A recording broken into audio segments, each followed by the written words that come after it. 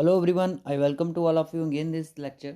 सो guys, जैसा कि आप सभी को पता है कि हमने एक सीरीज स्टार्ट की हुई है, तो जिसमें हम ये चीज़ें सारी डिस्कशन कर रहे हैं टैक्सेशन इंडिया के रिगार्डिंग।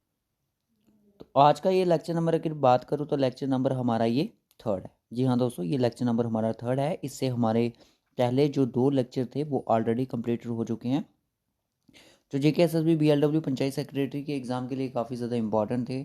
तो पहले के सेशन में अगर मैं बात करूँ तो हमने सोचा कि मैराथन सेशन रखा जाए, तो बहुत सारी ऐसी चीज़ें थी जो पीछे रह चुकी थी, तो वो हमने कवर की। और बच्चों का कहना था कि इसको फिर से थोड़ा एक नेक्स्ट लेवल तक लिया लेके जाएं, तो आज के इस लेक्चर में हम इसको थोड़ा सा नेक्स्ट लेवल तक लेके आए हैं। तो चलिए फिर करते हैं स्टार्ट आज का ये लेक्चर। अगर आपने अभी तक ये चैनल सब्सक्राइब नहीं किया तो JK प्रैक्टिस को सब्सक्राइब कर लीजिएगा, नोटिफिकेशन बेल को भी ऑन कर लीजिएगा। JK पंचायत सेक्रेटरी एग्जाम का BLW का पूरा कोर्स आपको डिस्क्रिप्शन बॉक्स में डिफरेंट प्लेलिस्ट में मिल जाएगा, जाके विजिट करो और ज्वाइन करो। हमारे डिफरेंट सोशल मीडिया के platform Instagram, Telegram, Facebook group सभी ज्वाइन कर सकते हो। डिस्क्रिप्शन बॉक्स में आपको लिंक गिवन है। कल जैसा कि सभी बच्चों को मैंने क्वेश्चन दिया था कि कौन सी ऐसी कंट्री थी जिन्होंने GST सिस्टम को इंट्रोड्यूस किया था। GST सिस्टम को इंट्रोड्यूस करने वाली फर्स्ट कंट्री का नाम बताइए था। वो थी फ्रांस। बहुत सारे बच्चों ने आंसर ठीक किया 1954 में।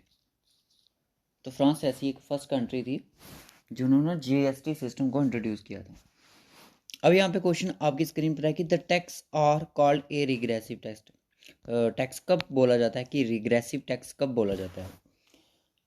मैंने क्या बोला था कल, परसों, आई थिंक परसों की वीडियो में मैंने ये चीज़ बताई थी लेक्चर नंबर 1 में, कि जो टैक्स होगा, ठीक है, वो तो एक प्रोग्रेसिव फॉर्म में आएगा। प्रोग्रेसिव में कह सकते हो कि डायरेक्ट टैक्स आएगा, रिग्रेसिव में आपका इनडायरेक्ट टैक्स आ सकता है।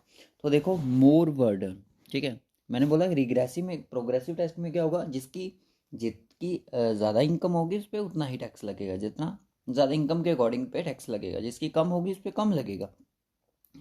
रिग्रेसिव टेस्ट ये कहता है कि जो पोअर पर्सन होगा उसको कंपैरिजन टू रिच उसको ज़्यादा पे करना पड़ेगा, यानी कि इसका बर्डन जो होगा वो पोअर पर्सन पे ज़्यादा होगा as compare to the rich. तो ये हमें बताता है रिग्रेसिव टैक्स, ठीक है।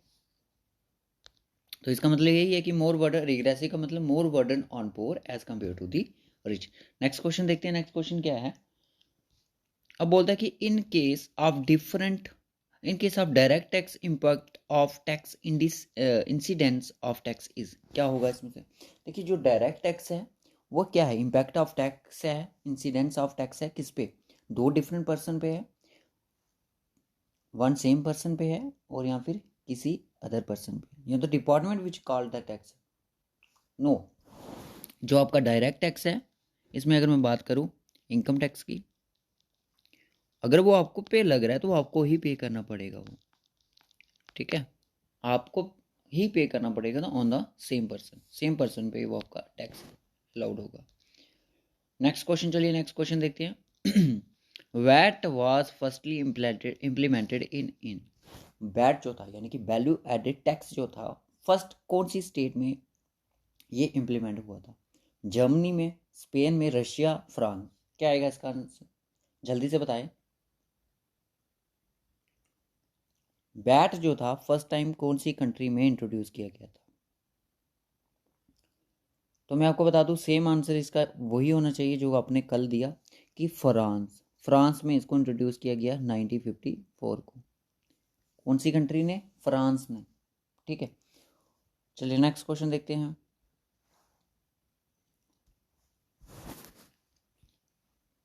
नेक्स्ट क्वेश्चन बोलता है कि वैल्यू एडेड क्या है। वैल्यू एडेड क्या चीज़ है। तो वैल्यू एडेड को हम क्या बोलते हैं, आउटपुट माइनस इनपुट। आउटपुट को माइनस करेंगे हम इनपुट से, तो हमारी ये वैल्यू एडेड इक्वल रहेगी, ठीक है। इसके बारे में इतना इंपॉर्टेंट नहीं है। नेक्स्ट क्वेश्चन आता है कि विच of the following tax is not collected by the central government. इनमें से ऐसा कौन सा जो टैक्स है जो कि सेंट्रल गवर्नमेंट कलेक्ट नहीं करती है। अब इसमें आपकी, मैं आपको बता दूं, इसमें आपको बहुत सारी ऐसी चीज़ों पे काम भी करना पड़ेगा। देखो, इनकम टैक्स जो है वो एक डायरेक्ट टैक्स है जिसको सेंट्रल गवर्नमेंट करती है, ठीक है। कस्टम एक्साइज ये भी आपके एक इनडायरेक्ट टैक्स है, और ये डायरेक्ट है। अब बताइएगा, ये दोनों आपके कस्टम और एक्साइज ड्यूटी जो होती है वो गुड्स पे लगती है, मैन्युफैक्चरिंग के टाइम पे, वो कस्टम जो होता है इंपोर्ट और एक्सपोर्ट के टाइम पे लगाई जाती है। अब जो ये प्रोफेशनल टैक्स है ये कौन कलेक्ट करता है, इसको कलेक्ट करती है स्टेट्स। प्रोफेशनल टैक्स को कौन कलेक्ट करता है, स्टेट करती है। जैसे कि प्रोफेशन क्या क्या चीज़ें आ सकती हैं, जैसे कह सकते हैं डॉक्टर्स हो गए, लॉयर्स हो गए, ठीक है, ऐसा जिनका कोई प्रोफेशन है तो उनसे हम प्रोफेशनल टैक्स करते हैं। कौन करता है, स्टेट गवर्नमेंट करेगी। नेक्स्ट क्वेश्चन देखिएगा, which authority decide about the state share in center taxes. Share का स्टेट का जो शेयर होता है वो बताया जाता है सेंटर के टैक्सेस में। कौन बताता है, कौन सी अथॉरिटी ये चीज़ को डिसाइड करती है, जल्दी से बताएं कौन सी अथॉरिटी है जो इस चीज़ को डिसाइड करती है कि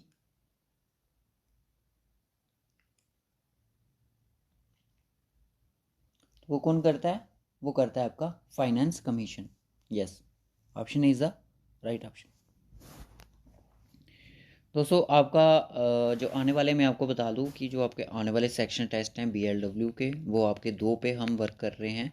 एक तो आपका होगा कंप्यूटर का, दूसरा आपका होगा आपका यानी कि 10th जो होगा वो आपका कंप्यूटर का, 11th जो होगा वो हो सकता है आपका मैथमेटिक्स का हो जाए, ठीक है। इनमें से पहला कोई भी हो सकता है, कंप्यूटर का हो सकता है या फिर आपका क्वांटिटेटिव एप्टीट्यूड का हो सकता है। 15 क्वेश्चन होंगे, जितना आपके अकॉर्डिंग टू सिलेबस है उतना ही आपको पढ़ना है। बताइएगा कि corporation tax is a tax imposed on, जो कॉर्पोरेशन टैक्स होता है वो किस पे, सबसे पहले कॉर्पोरेशन किसकी डायरेक्ट टैक्स है, ये किस पे लगाया जाता है, net income of the companies, corporate properties, utilities provided by the corporation, tax imposed by the corporation on individual properties. बताइएगा किस पे लगाया जाता है। तो ये जो टैक्स होता है ये इम्पोज्ड होता है the net income of the company, company की जो नेट इनकम होगी। मैंने बोला था कि कॉर्पोरेशन जो टैक्स होता है वो कंपनी पे लगाया जाता है, तो एक हाईली सोर्स भी है एक सेंट्रल गवर्नमेंट का रेवेन्यू का, ठीक है। चलिए नेक्स्ट क्वेश्चन देखते हैं, इसका हो गया आपका। नेक्स्ट क्वेश्चन देखो,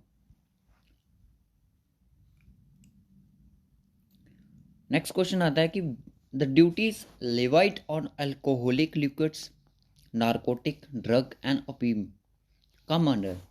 देखिए बताइएगा जो ड्यूटीज लगाई जाती हैं अल्कोहल, देखो GST तो नहीं लिखते हैं ना उन पे, liquids, narcotic drugs and opium come under land revenue, central excise duty, state excise duty, general tax.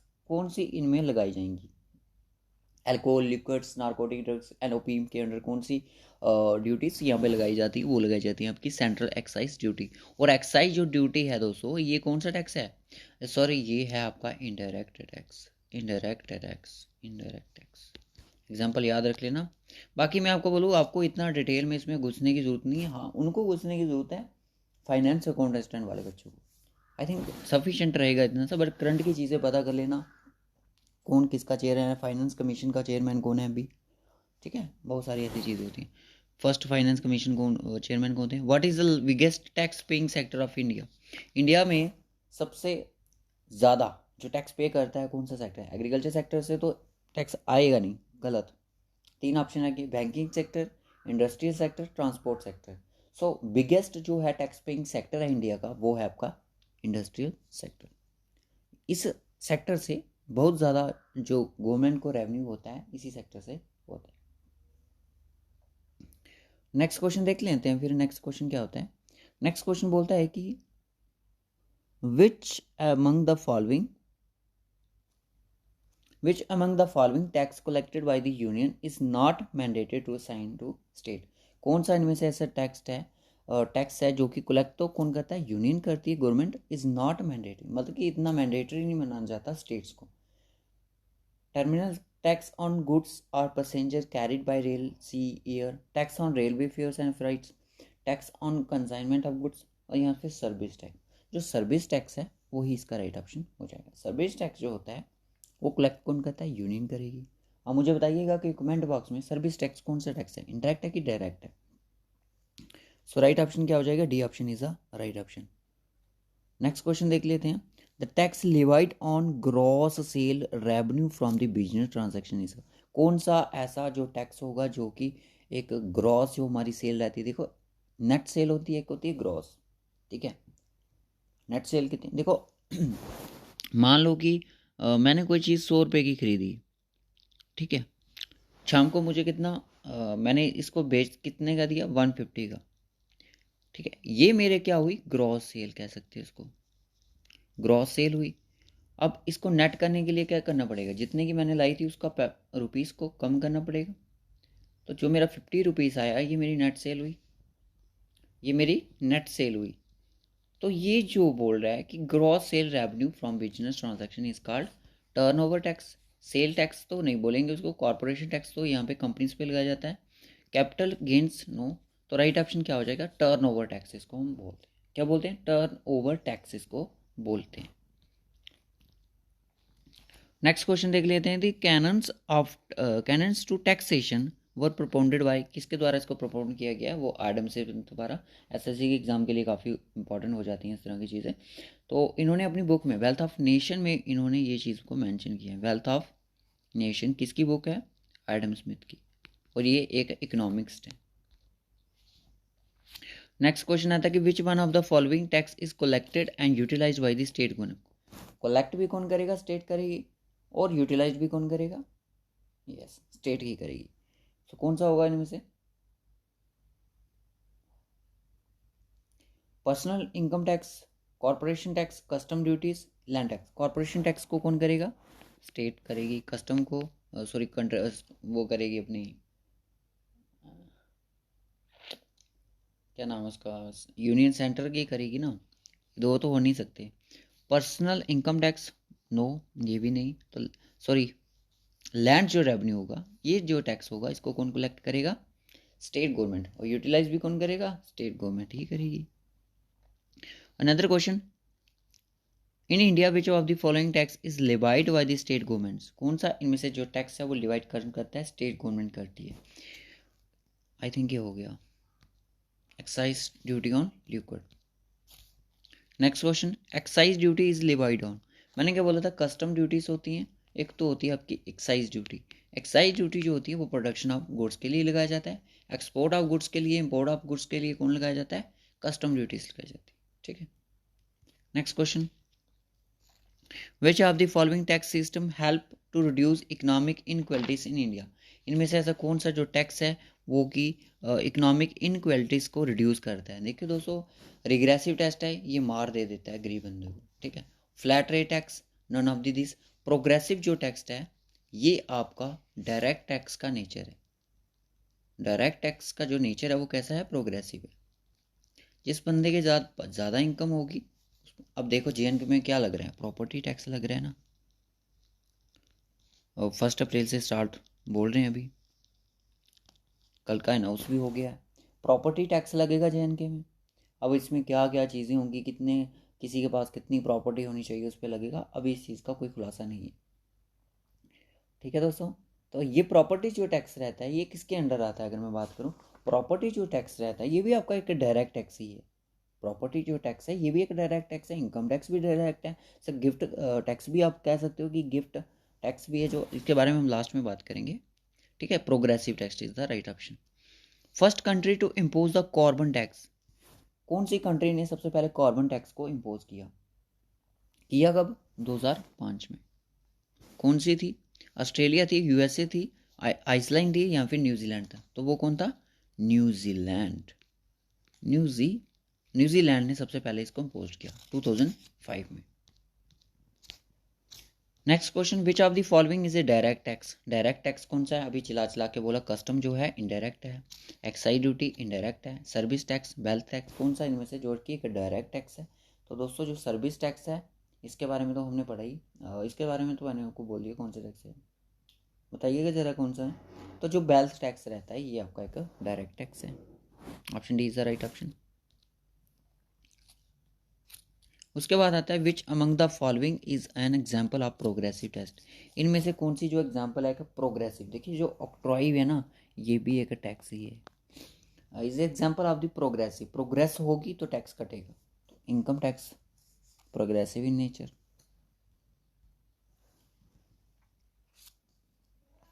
अब यहाँ पे थोड़ी सी कर लेंगे हम बात किस चीज़ के बारे में दोस्तों, जो एक टैक्स लेता है इसको लिख लेना, inheritance tax. Inheritance जो टैक्स रहता है, वो जो टैक्स कौन सा होता है, ये एक डायरेक्ट टैक्स है। तो इसमें क्या होता है कि जो कि इनकम आपकी, अगर कोई इनकम को अर्न कर रहा है, कौन, एक individual, earn by a individual, an individual from his या फिर हर एंसेस्ट्रल प्रॉपर्टी। वेल्थ टैक्स हो गया, सारे टैक्स क्या हो गए, ये डायरेक्ट टैक्स है। इनहेरिटेंस टैक्स हो गया कि जो कोई पर्सन अपने एंसेस्ट्रल प्रॉपर्टी से अर्न कर रहा है इनकम, उस पर क्या लगेगा, इनहेरिटेंस टैक्स लगेगा। ठीक है, यानी कि अपने जो पूर्वज होते हैं उनकी प्रॉपर्टी से अगर वो कोई अर्निंग कर रहा है तो उसको टैक्स देना पड़ता है, कौन सा, इनहेरिटेंसी टैक्स। प्रॉपर्टी टैक्स के बारे में बता दिया मैंने आपको, JNK में इम्पोज होगा अभी ये। एक होता है कि देखिए लिमिट होती है ना हर एक टैक्स की, गिफ्ट टैक्स लगेगा। ये तो चलो बहुत पहले का है, 1950 आई थिंक 68 का ही बात है। पंडित जवाहरलाल नेहरू उस टाइम के फाइनेंस मिनिस्ट्री ही थे, उनका यही पोर्टफोलियो था, उन्होंने ये टैक्स इम्पोज किया था उस टाइम। कि उस टाइम का नहीं पता, उस टाइम 10K लिमिट रखी गई थी कि 10,000 से ऊपर अगर कोई, देखो मैंने आपको कोई गिफ्ट भेजना है, जैसे कोई कुछ पैसे हम देते हैं, चेक देते हैं, तो उस पर टैक्स लगेगा। अब की अगर प्रेजेंट की लिमिट रखी गई है तो वो है 50,000 तक, कोई टैक्स आपको नहीं करना है गिफ्ट टैक्स में। उसके ऊपर अगर हम कोई ट्रांसफ़र करते हैं गिफ्ट, तो उसमें क्या होता है, हमें टैक्स देना पड़ता है। अगर 50,000 से ऊपर है तो कुछ इसकी भी कोई लिमिट होती, लिमिट मैंने बता दी कि गिफ्ट सेंटर की, सॉरी गिफ्ट जो टैक्स है इसकी क्या लिमिट रहती है। ठीक है, 50,000, अगर इससे ज़्यादा हुआ तो हो सकता है टैक्स लगेगा आपका। ठीक है, तो गिफ्ट सेंटर कहा जा रहा है मेरे से, गिफ्ट टैक्स जो है ये भी आपका एक डायरेक्ट टैक्स है। सो दोस्तों इसी लेक्चर के साथ हम इस टैक्सेशन को आज क्लोज कर देंगे। अब किसी भी स्टूडेंट की डिमांड नहीं करेंगे हम, जो भी लिखना है आप खुद लिखो, और देखना कि फाइनेंस कमीशन के चेयरमैन कौन है, वो जो भी होंगे उनका नाम कमेंट बॉक्स में मेंशन होना चाहिए। तो वीडियो को लाइक ज़रूर करिएगा।